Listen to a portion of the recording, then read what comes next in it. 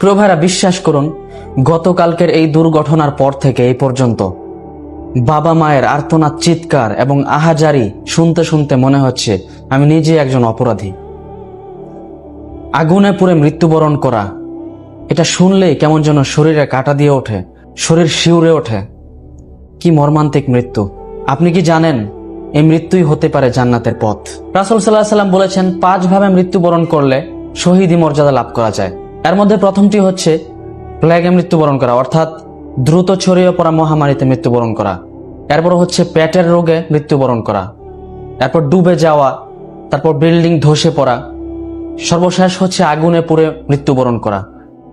প্রিয় ভাইরা, গতকালকের এই মর্মান্তিক মৃত্যুগুলো হয়েছে আমাদের ছোট ছোট নাবালেক শিশুদের। সত্যি বলতে তাদের বাবা মা কেন, যে কেউ এটা সহ্য করতে পারবে না। গতকালকের চিত্র দেখে যে কোনো পাথর হৃদয় গলে যেতে বাধ্য হবে।